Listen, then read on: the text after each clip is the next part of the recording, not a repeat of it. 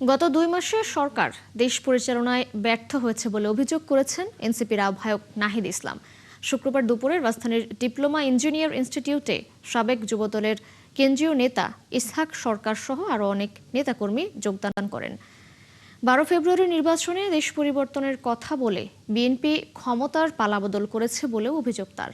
এ সময় নাহিদ ইসলাম আরও বলেছেন, সরকারের যে কোনো হঠকারী সিদ্ধান্ত ঠেকাতে জনগণ এনসিপির সঙ্গে ঐক্যবদ্ধ থাকবে।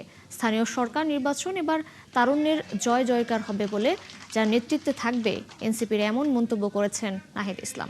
এনসিপির আরেক নেতা নাসির উদ্দিন পাটোয়ারি বলেছেন, দেশের জ্বালানি সংকট ও ভোগান্তির পেছনে সিন্ডিকেটের হাত রয়েছে।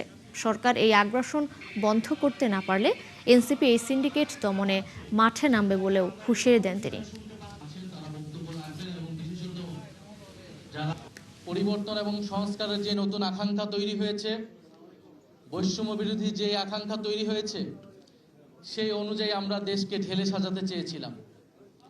সেই লক্ষ্যে আমাদের রাজনৈতিক দল গঠন, আমরা যে লড়াইয়ে গত 17 বছর ধরে ছিলাম, যাতে ভবিষ্যতে যদি কেউ ফেসিবাদ বাংলাদেশে নতুন করে কায়েম করার প্রচেষ্টা চালায়, তাদের বিরুদ্ধে যাতে লড়াইটা আগামীর সংগ্রামটা আমরা চালিয়ে নিয়ে যেতে পারি।